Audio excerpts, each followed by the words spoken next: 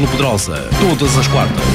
Olá, muito boa noite. Agora com 5 minutos para além das 19, futsal na frente. Hoje, para realçarmos a primeira vitória do Lamas no pavilhão comendador Henrique Amorim, a equipa lamacense teve pela frente o Nogueiró. Era um jogo absolutamente essencial para os comandados de Paulo Lima e o Lamas deu claramente esse sinal de passar a depender unicamente de si mesmo para conseguir a permanência na Série A do Campeonato Nacional da 2ª Divisão. Com este resultado e com o empate da Farlab, a formação de Lamas ficou a 2 pontos da primeira equipa que está acima da linha de água. Num fim de semana em que as competições estiveram ao rubro, hoje acrescentamos mais um concelho, de certa forma, a esta edição de futsal na frente, concretamente o concelho de Vila Nova de Gaia, que volta a coroar os restauradores avintenses como a equipa mais forte da Associação de Futebol do Porto. Sucede pelo 3º ano consecutivo. A jornada de glória para a equipa de André Teixeira aconteceu diante do Mindelo e viramos igualmente a página do futsal de formação com a presença em estúdio de António Fonseca, ele que é o responsável pela equipa júnior desta formação de Avintes, que não deixa de representar a vasta região composta por 14 municípios, que é a região de Terras de Santa Maria, onde Vila Nova de Gaia está também integrada. Naturalmente que acrescentamos Ricardo Canavarro, António Queiroz, Jorge Garrido, habituais comentadores residentes em cada edição. Precisamente na vertente feminina, o campeonato está absolutamente ao rubro, depois desse embate entre a Nova Semente e o Vila Meirense, que deu vitória para a formação da Vila de Anta. A equipa do concelho de Espinho, que joga no próximo sábado às 16 no pavilhão da Casa do Povo, diante da Vila César. A equipa do feirense Carlos Moreira, que representa a Vila de Cesar, está na frente com a Nova Semente, mas a formação do concelho de Oliveira das Meias tem menos um jogo em relação à Nova Semente de Manuel Almeida, em relação ao Vila Maiorense, orientado por Zé Paulo. Vila que viu Pisca e também Cátia Balona serem expulsas no jogo efetuado na nave desportiva polivalente na Vila de Silvalde.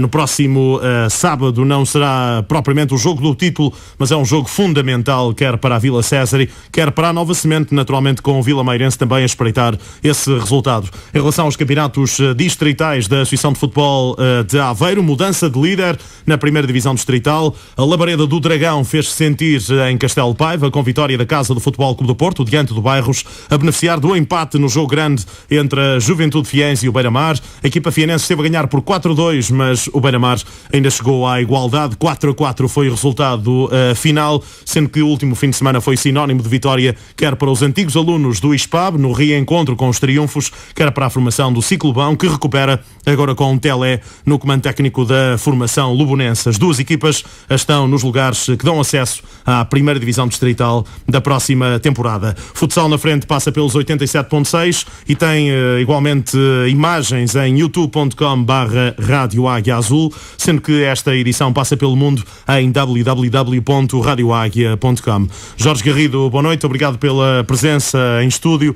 Em relação aos campeonatos nacionais, e a começar pelo mais alto patamar do futsal português, que dados mais salientes do último fim de semana? Boa noite. Boa noite Ângelo, boa noite a todos os presentes e respectivo auditório. Sim, de facto, na primeira divisão houve aqui alguns resultados dignos de registro e que merecem ser destacados.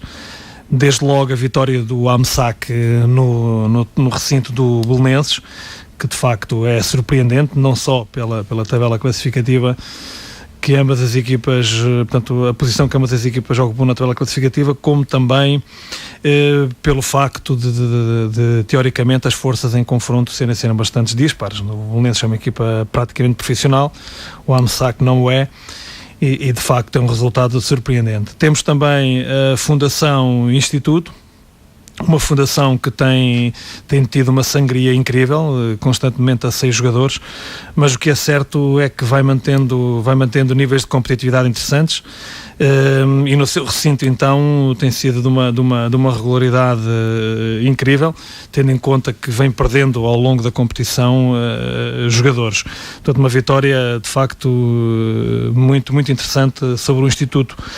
Quanto ao resto, pronto, temos também algum realce, a vitória do Rio Ave sobre o Fundão, porque o Rio Ave já há algum tempo que não pontuava frente a equipas de play-off, conseguiu uma vitória, o que vem de alguma forma também colocar aqui o Fundão em alerta, e que terá que de facto arrepiar caminho e dar coerência àquilo que tem sido o seu trajeto, que é a regularidade em casa. a regularidade em casa, dado que desfruta desse pormenor, que poderá ser um por maior, que é receber Módicos e Fundação, que são os adversários que poderão perigar a posição de play-off do Fundão. E depois a vitória do Sporting no Módicos, Módicos sendo uma equipa aqui também da região de Terras de Santa Maria, em que, claro, há sempre uma certa tendência para que essa equipa tenha sucesso, mas claro, aqui imperou a lógica e o Sporting fez valer os seus argumentos e venceram o Módicos. Na segunda divisão vale a pena realçar de facto a vitória do Lamas. O Lamas terá que ser assim, terá que aproveitar os jogos em casa, terá que pontuar, porque isto é pão para a boca, é oxigênio, isto é mais do que pão, isto é mesmo oxigênio, já é quase uma questão de respiração, e estou em crer que se conseguir de facto começar a ser mais regular em casa, é uma equipa que vai surpreender e que poderá atingir os objetivos da manutenção. Em esforço, difícil, mas penso que poderá lá chegar. E agora com a grande vantagem, Jorge, de depender unicamente de si, que é fundamental para o grupo de trabalho, não é? Exatamente, isso é que foi de facto fantástico, terem realmente entrado nessa linha, e agora há que aproveitar e há que manter de facto essa posição. Na terceira Série B, portanto, dando aqui realce às equipas que cobrem aqui esta zona, temos a questão do Crecor, que não conseguiu surpreender o Coemato, portanto ainda não foi desta que o Coemato desperdiçou pontos, portanto começa a destacar-se claramente, portanto isto em linguagem do ciclismo, que bem inspira esta zona, portanto levantou o cu do selim e é sempre a andar, portanto realmente está complicado. O que é certo é que venceu. O Crecor de facto terá que apontar baterias para o segundo lugar, se quiser continuar a discutir lugares de subida. Temos também aqui o Gafanha, que conseguiu de facto dar continuidade à vitória caseira sobre o Gondomar, agora foi a Nelas, que também é digno de registro, uma excelente vitória, e vem realmente reentrar na discussão pelos lugares de permanência. Temos também uma vitória importante do ACR Valdecâmara em Gondomar, uma vitória difícil que vem dado, portanto, no fundo veio permitir ao ACR reentrar no campeonato tranquilo que tem feito e com alguma tranquilidade chegar ao segundo lugar ou em igualdade pontual com o segundo classificado. E não será a altura de assumir uma candidatura à subida de divisão?